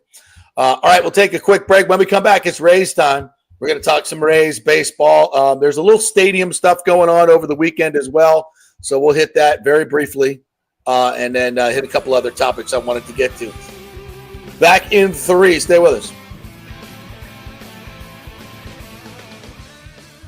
Ciao, Paolo Tini here, owner of Caffè Paradiso, voted number 3 People's Choice Award on Open Table. I want to thank all our loyal family of customers that have been enjoying our great traditional Italian dishes we make from scratch every day. It's a great family story we're proud of. Our family moved from Rimini, Italy in 1984. My dad, Caesar, started Donatello, and that's where I got the start in the restaurant business. I started Caffè Paradiso on South McDill in 1995, and we've been there ever since. From our traditional ossobuco, a veal slow roast for 4 hours, to our daily fresh catch, the Gruppo Paradiso, with a piccata sauce and lobster claw meat, homemade pasta like lasagna, farfalle salchicha, which is a bow tie pasta homemade with fresh sausage. Hold on a minute, JP's favorite. I love it. So come and have a glass of wine with me on South McDill. Get a reservation on Open Table and see all our 5-star reviews. Ciao, see you soon at Paradiso. JP here for Riveters, the official sports bar and grill of the JP Peterson Show. We're located just south of Ray J and Steinbrenner Field, so it's a great pre- and post-game spot, and the happy hour is amazing. Monday through Friday, 3 to 7. Check out these specials. $3 Bud Light drafts, $4 domestic bottles, $5 wells, $6 premium wells, $6 cocktails like margaritas. It's unheard of. And the Riveters food is freshly made daily. No freezers. Happy hour food specials include $3.50 tacos and barbecue sliders. $6 you get edamame or chips with the beer cheese, which is amazing. $8 buffalo chicken dip, my favorite. The truffle fries, chili cheese fries, also $8 at happy hour. As well as other specials throughout the week, including Taco Tuesdays, you get $3 tacos, and Wing Wednesdays, 7 o'clock to 1 a.m. in the morning, you get our amazing wings, 5 for $5 and $5 wells and wines. That's a good Wednesday night. So if you're tired of the preppy, overpriced, generic sports bars, come see the amazing, friendly bartenders and staff at Riveters, where customer service really matters. Riveters, just south of where the Rays and Bucks play. We'll see you there. Summer is coming. Do not get caught with your unit unprepared. Your AC unit, of course. The awesome folks at Third Generation Plumbing and AC have a special going on right now. You get a free 1-year maintenance package with any purchase of a new unit. They have special 60-month financing as well, so you don't need a huge chunk up front. Third Generation has an impeccable reputation built over 30 years of doing business. They do plumbing, AC, mechanical work, anything you need around the house. They are trusted folks. Go to the website and read the 5-star reviews. Deidre said, great company that always arrives timely. We have used them for our AC both in home and business and have been very happy. The staff is knowledgeable and professional. I would recommend Third Generation again and again. So give Third Generation a call at 813-961-8024 or go to thirdgenerationplumbing.com. Let's go. Right now, back to the show on FanStream Sports. All right, welcome back to the JP Peterson Show here on this Monday. As the Lightning are done, the Rays take a series from the Yankees, and the Bucks will be welcoming in their rookies for rookie minicamp this week. So that will be fun. We'll talk a little bit more about that as we go through. We are brought to you by the great folks at On-Site Construction. If you're looking to do some restoration of your home, maybe you had a contractor come in after the hurricane. They did a terrible job like many of them did. Well, go with the best. OnSiteConstructionFL.com is the website. Got a great website. Go take a look at some of the work they've done. Great pictures, great videos. Jason Fawcett is the owner there. Great dude. You've heard him on the show.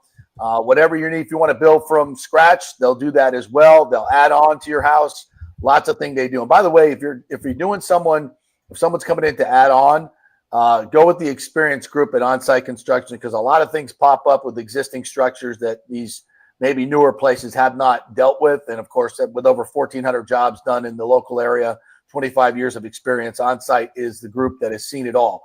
OnSiteConstructionFL.com is the website. You can contact them through there and tell them JP sent you. All right, my friend, the Rays take 2 of 3 from the Yankees, win 7-5 yesterday. Very impressed with Pete Fairbanks putting away Judge there in that tough situation.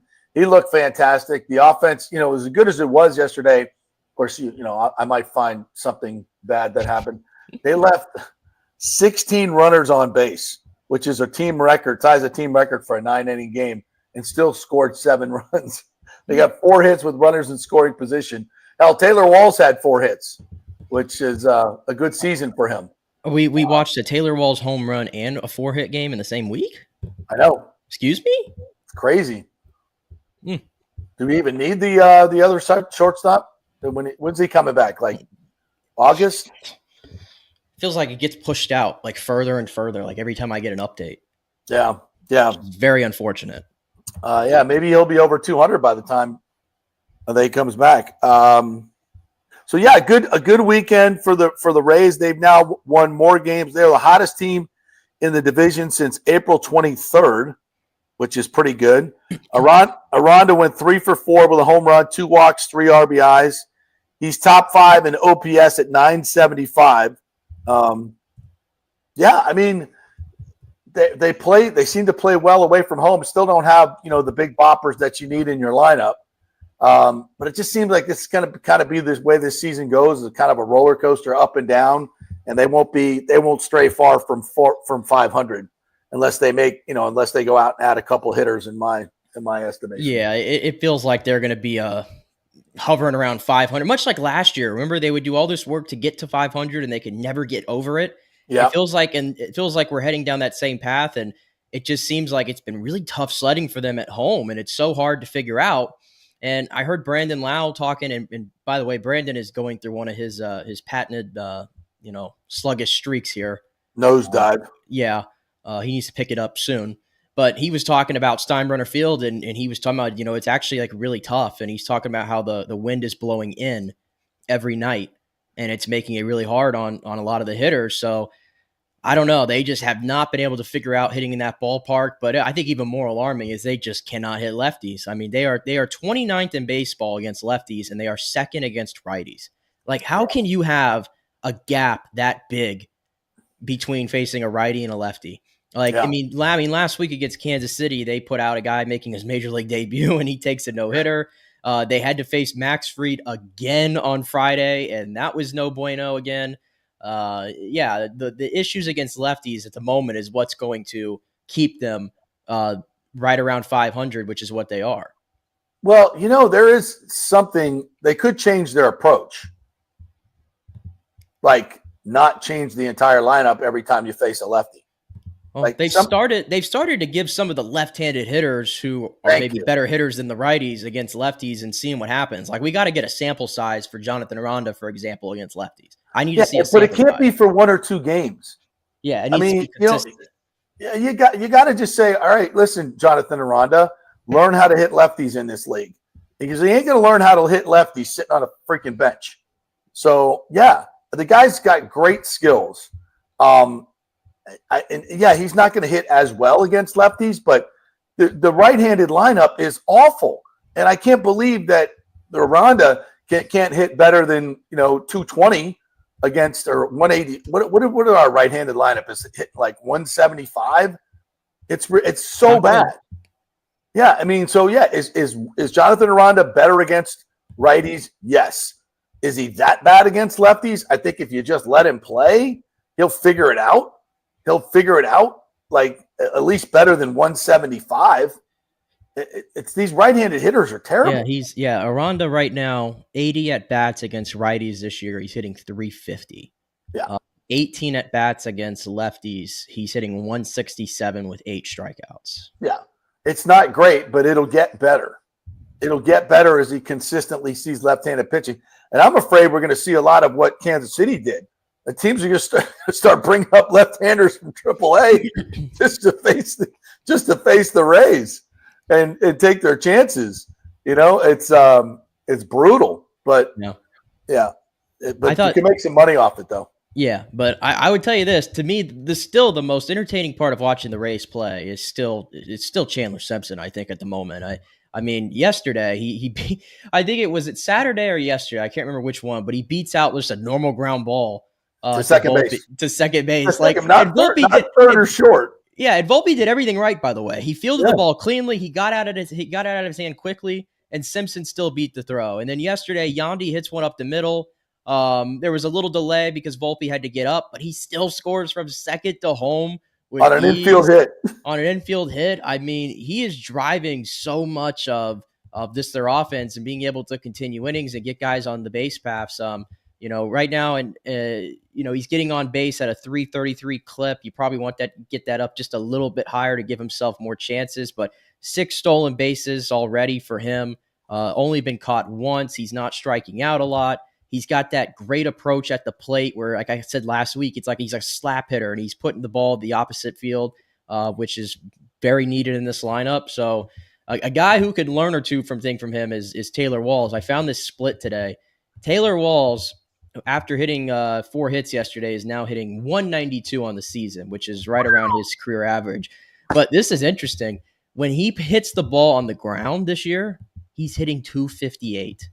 When he puts the ball in the air, he's hitting 118. If this guy can just concentrate on just hitting the ball on the ground, he's got speed. Yeah. I mean, I don't know. I'm trying to find anything for Taylor Walls to continue being here on this roster because he's going to be playing a lot. I mean, until Ha-Seong Kim comes back, obviously. But maybe there's something to that. Just keep hitting the ball on the ground and see what happens. Well, Caballero can play short, right? But yeah, not the glove that Taylor is. Not many people are. Nope. But like, there's a reason Taylor Walls, if you go by WAR, Taylor Walls is second on the team in WAR. Yeah, that's crazy. Because his defense is that good. Yeah, that's bananas. But those are the numbers that really matter, especially to the Rays.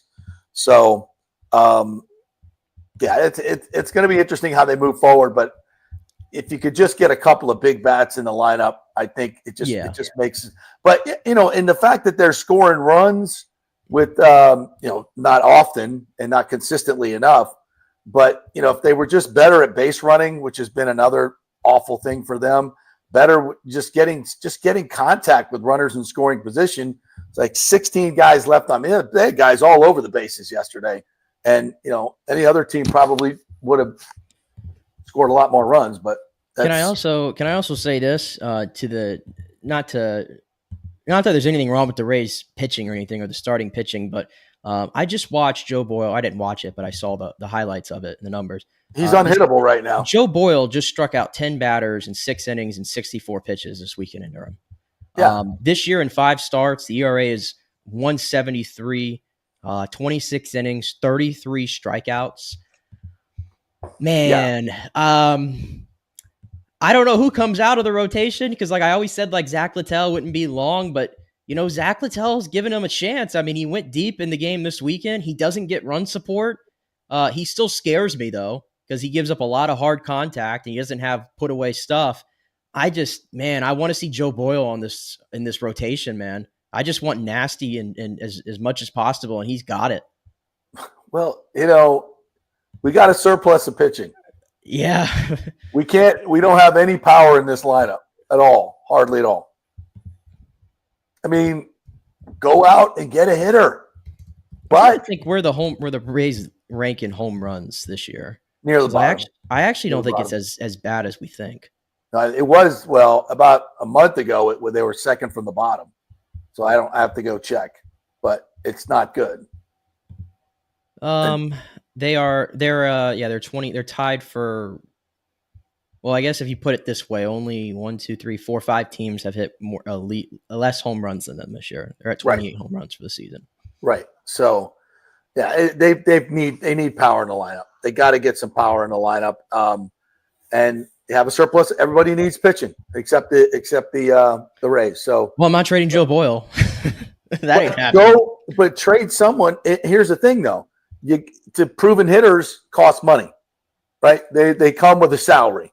Correct. And that's where Erik Neander is hamstrung.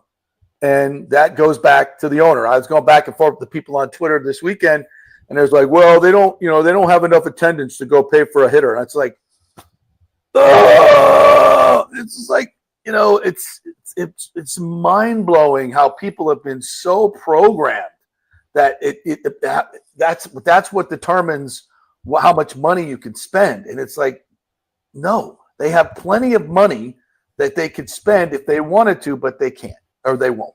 So it's just, and imagine if Erik Neander could actually operate this team like a real Major League Baseball team. And honestly, this new CBA coming up, I think it's going to be a lot about the salary floor, because and one of the reasons you're having major issues in baseball with attendance in Minnesota and obviously Tampa Bay as well, even though they filled the park this year, is some of these teams are just not major league teams, and I would put the Rays in that category. I mean, in terms of star power, like, who wants to go spend money to go see that lineup? It's just, there's nothing there. There's no star power anywhere on this team, especially with Shane McClanahan on the 60-day DL now. There's no star power. I would say, Junior gives some star power, but he needs more help around him for sure. Junior's a great player. I think he's going to be a great player. But how many people know who Junior Caminero is? I'm not talking about you and me. I'm talking about, people pay money. It's entertainment in the end, right? It's entertainment. And you come to see stars, and there's no stars. Philadelphia's coming in. We'll get to see some stars there. But it's not, the entertainment value is, especially when you go to the games at Steinbrenner Field, they can't score a freaking run. It's really bad. But they keep filling the park. So, but that's what baseball is. You got to sprinkle in. And now baseball has a problem because, the Dodgers have all-stars sitting on the bench. And the Yankees, it's so top-heavy now with the talent in this league. And it needs to be spread out. At least every team should have at least 2 stars. And to do that, you're going to need a salary floor. You can't have 6, 7, 8 teams with payrolls below $60, $70 million. It's ridiculous.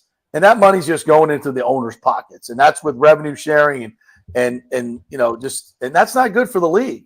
It's not good for the league. And you blame the owner. I blame the owners. Every owner's got the pocketbook to spend if they want to, and they can cry. Well, they can cry all they want about how we don't. They do. Well, the reason they don't is because they look at Sternberg and they say, general manager, he's winning games with a $35 million or a $60 million payroll. You go do the same. It's honestly kind of really embarrassing for the league that, last year you had the White Sox doing what they did.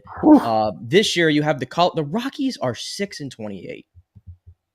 Are they even their run differentials minus 89 already? Yeah. How are they going to win 30 games? I don't know. It's so bad for the league. I mean, the Pirates are still not spending money. The Marlins are a joke. It's just so many teams that just aren't doing it. So it's not just the Rays. You could say that what everybody's doing may be a byproduct of what the Rays did, winning on their budget. That's an argument 100%. To be had for sure. Yep. But it's I look at the Dodgers and I look at the Padres. It's I look at the Mets and it's I'm not going to bang on them for acquiring all this talent because I would kill to have an owner who would do that. Absolutely. No, the Dodgers aren't the problem.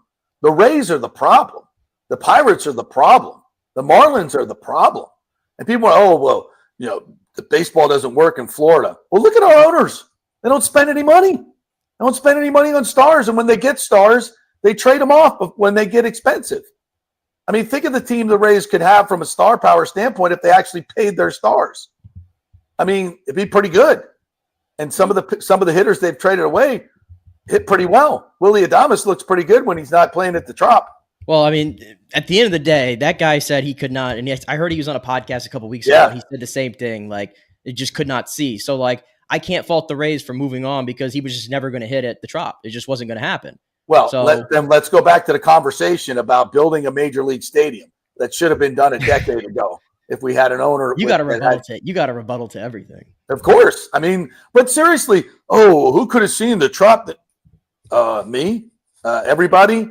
It's 10 years beyond its life, and the reason we don't have a new stadium is because we have a cheap owner. I mean, the only trade I feel like they made for as a hitter that I feel like got away from them, and I wish we could redo, is the Paredes Morel trade. I think that's right. And granted, Morel's picked up his play a little bit, but I just feel like Paredes was. I mean, everybody has questions about Junior playing third. I didn't have those questions with Paredes, and I knew Paredes could hit 30 home runs and all that stuff. Like, that's the trade that got away. Trading Randy was very unpopular. I don't blame them for doing it, and clearly there was a rift. It appears like in the clubhouse, right? Yep. So, like, as much as he was a fan favorite, it seemed like he had to go. And as far as I know, it's not like he's like lighting it up right now in Seattle. He's hitting 220. So I think Paredes, if you look at the hitters they've traded, that's the only one that's gotten away from me. Yeah. I think. Well, what about, Willie Adames, obviously. Yeah, but you were able to get Rasmussen for that. So you added a frontline starting pitcher to that. Yeah, but we got plenty of pitching. And, by the way, on that same podcast, you mentioned Nelson Cruz, which has always been, well, we did try to add a hitter one time. It was Nelson Cruz. And it's like, well, now we know why he couldn't hit here. The only place in the world he couldn't hit because of the lighting. He couldn't see the ball either. I don't know. I just think he was cooked. Like, the second he got to the Rays, he just decided, yeah, I'm cooked, guys. I'm actually could he? I'm 40 years old, guys, that I know I've still hit like I'm 30, but now I'm going to act like I'm 40. Yeah, but not that he went anywhere else and hit, but it just again, it's the same old stuff all the time. I would love to see this organization with a deep pocketed owner, or just a middle pocketed owner. Not someone with lit in their pocket. Just a decent owner and a decent situation in a real stadium, centrally located, and see what happens. And we're dangerously close to getting that done, and hopefully Major League Baseball can make this happen. A couple weeks ago, maybe Manfred or last week met with the players and told them there's a Tampa Bay solution. And it's going to happen. And you could tell by some of the interviews that the players were kind of told not to talk too much about it. And everybody's asking me, well, what's going on? What's going on? There's plenty of stuff going on behind the scenes. And the fact that you're not hearing about it is a good thing. That means things are getting done. And when they're ready to announce, they'll be able to announce. It's inevitable. Stu has to sell the team, and hopefully it just happens sooner than later. This stuff just takes time. And I think more than anything, the whole, Stu's plans for St. Pete and that real estate deal blew up in his face. He also, and this is not talked about enough, he had to settle with his partners in that lawsuit. And it was a lot of money, a ton of money that he didn't see coming, but he had to do it. And he thought he was going to get it back in the real estate deal. That didn't happen. So, he's kind of cooked in a lot of different ways. And I think he's probably trying to figure out how he can recoup a lot of that money he was counting on. And the only way he can really do it is to sell this team at an exorbitant price. And that's what he's trying to do. And at some point, you can't teams, new owners come in and they overpay a lot of the times for the promise of what's to be. But what he's asking for, the numbers just don't work. And nobody can buy it for that number. Somebody could come along with stupid money and find, maybe the stupid Saudis come along and pay him off. But as long as they have deep pockets and can build a new stadium, I don't care. Let's get it done. Let's get it done and move on. And, there was a lot of talk this weekend about what sites. And I do think the Ray J site, in conjunction with what the Bucks are doing, is very much a possibility. I think the State Fairgrounds is definitely a possibility. I know last week there was news that the Ybor site is no longer available. I'm not sure that's completely accurate, but I think it may be more of a kind of, a few years ago we heard the same thing, a shot across the bow to Sternberg once again. Like, hey, if you don't sell this soon enough, the group that wants to buy it and is eyeballing that piece of land won't have that as an opportunity. So that could be a negotiating ploy to get this done. It's like, okay, you're getting offered a hell of a lot more money than you paid for it. Just take it. And, if there's a $200 million discrepancy in what you want and what they're offering, at some point you got to meet in the middle or, understand what your worth is. And I think that's kind of where we're at right now. But we're all tired of talking about it. We're all just absolutely exhausted talking about it. So let's just hope that something happens soon. All right. What else did we want to get to today? Anything else? By the way, the Rays, I don't know if you had mentioned it, the Phillies are coming into town this weekend. Yes. That'll be a tough ticket. Yeah, but the pitching matchups look absolutely phenomenal. The Phillies are going to be throwing like Wheeler, I think, in game 1. And then game 2, we'll get a look at one of the other Rays trades made a while ago that hasn't exactly worked out in their favor. They traded Christopher Sanchez for Curtis Mead. The trade has not worked out for the Rays yet. Christopher Sanchez was an all-star last year, so we'll get to see him. But the Rays got, I think... Did you just say yet? Yet, yeah. I think Curtis Mead, didn't he have a 2-hit game this weekend? I don't think that's ever going to work out. But now I think he's alive again. If you're holding out hope for that. Yeah, Curtis Mead had a 2-hit game this weekend, and all of a sudden, I think we're back alive. I think we're back in. I don't know, but yeah, the Phillies coming in, so that's going to be a test. I think the Astros follow, so let's see if they could exercise some of these demons at home finally. And also, Philly fans, please be nice in the stadium. I beg. Yeah, that's asking a lot. Like that's about Curtis Mead being a good trade and Phillies fans being nice. Yeah, I think that's about the same chance as that coming true. I thought I took my regular supplements this morning. I don't know what I actually took now. Yeah, right.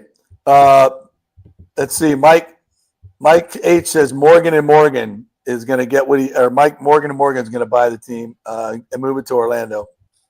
Not happening. Morgan and Morgan, well, he get what he wants, says B. Oh, I don't think he got what he wanted in the election. Sorry, John. At least the Rays don't have a sacrete problem on their sleeve like a lot of teams. A sacrete? What does that mean? What is a sacrete emblem? Does that mean like emblem? Oh, as like a advertiser? Do they have an advertiser on their sleeve? No, probably not. Nobody wants to advertise. B says at least 3 months till a sale. You might be right there. Curtis Mead is at Shake Shake right now. I'm not sure what that means, but I think it means Shake Shack. I don't know. I had a late night Shake Shack burger in Nashville. That was outstanding. Only took 2 hours to get out of the parking garage too. This is a note to you, Nick. Hell yeah, JP has a rebuttal for everything. Experience teaches you not to believe the BS. Am I being accused of falling for BS? Is that what I'm being accused of? I don't know. There's a couple ways you could take that. Mike H says, well, you do have to get to the playoffs first to have a chance to advance. That is true. When you're talking about the Lightning. Mike H did put up here, by the way, the Rays are 11-0 when they score 5 or more runs this year. 11-0, perfect record when they score 5 runs. Ergo, trade for some hitting. Shocking development. Teoscar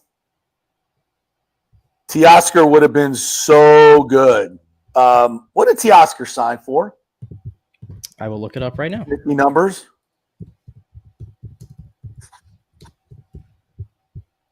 Teoscar Hernandez signed for 3 years, $66 million to re-sign with the Dodgers.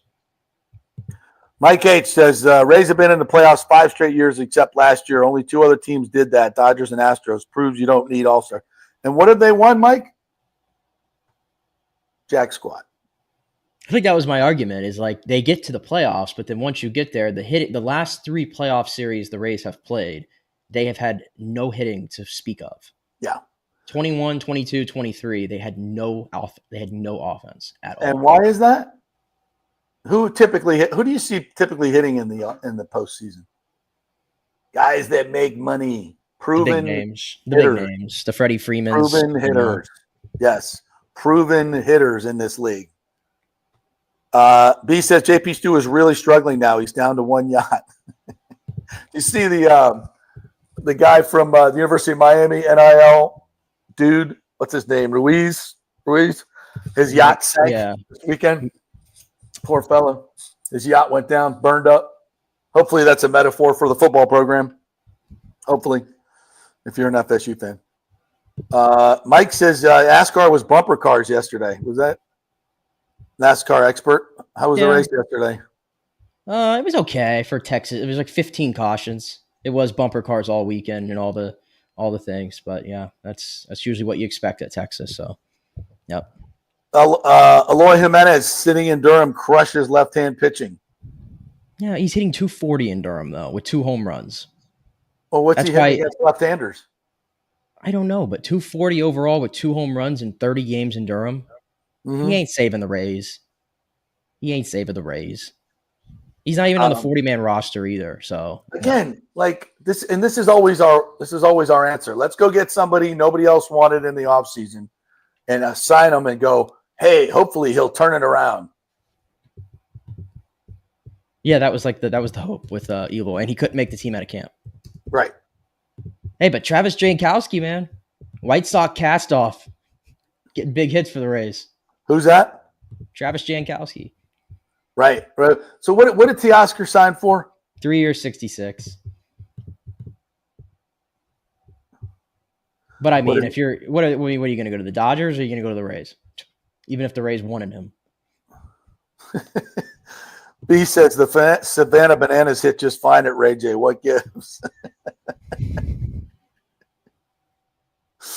Happy belated birthday to Gene Deckerhoff. The iconic Gene Deckerhoff is 80 today. I got to give him I'll send him a text. I get him on the show this week. Well, this is his 80th birthday. This is the Bucks' 50th anniversary. Mm-hmm. It sounds to me like Gene Deckerhoff should have his name on the stadium this year. That's what it sounds like to me. Oh, in the Ring of Honor? Shouldn't that happen? Absolutely. I think they should have multiple Ring of Honor members this year, and I'm right now putting my stamp of approval for Gene Deckerhoff and Simeon Rice, who I still can't believe is not. But he announced the Bucks picks at the draft. Yes. So I thought, like, okay, this is like one of the first times I've seen Simeon have any sort of like presence with the Bucks in 20 years, which is just, isn't it odd? Like, you just never hear about Simeon anymore. And it's like his legacy has sort of just gone so under the radar. Forget trying to be in the Hall of Fame. He's not even in the Ring of Honor. I know, right? But maybe it's because he didn't play long enough with the Bucks. How many years did he play for the Bucks? Yeah, 5. I could have swore, wasn't it like 2001 to like 2006? 5 years. All I know is Simeon Rice is the best pass rusher the Bucks have had outside of Leroy Selmon. Yeah, he was with the Bucks from 2001 to 2006. Yeah. And he had 69.5 sacks in 87 games. No, Leroy Selmon is a franchise leader in sacks, isn't he?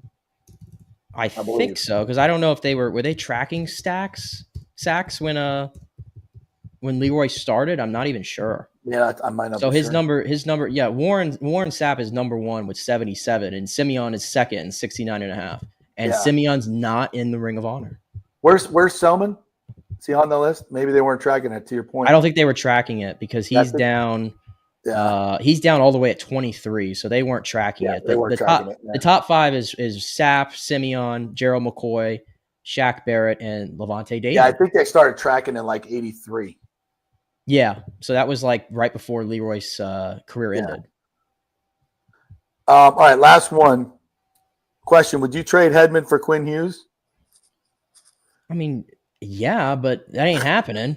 I mean, let's trade the 35-year-old defenseman with a broken foot for the guy who probably is going to win the Norris this year and is in his prime. Yeah. Yeah, that ain't happening.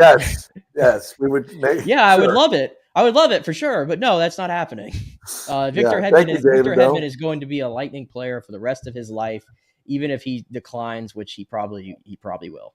Yeah. All right. Thank you guys for jumping in here. John Hill, you win the Lightning Insider Award, and you were fan of the month of the JP Peterson Show in April. So it's been a big month for you. That's good for you. By the way, has Tim sent you your hat and your shirt yet? Probably not. No. Anyway, thank you guys for joining us. Great job, Nick. Appreciate you. We'll be back more tomorrow. Oh, we will be live tomorrow from the Pelican. Kevin Harrington's first annual golf outing for his foundation, the great Shark Tank advertiser. We will be there live, so Lord knows who we will have on the show tomorrow. There'll be a lot of celebrities there, so join us for that tomorrow. We'll see you then.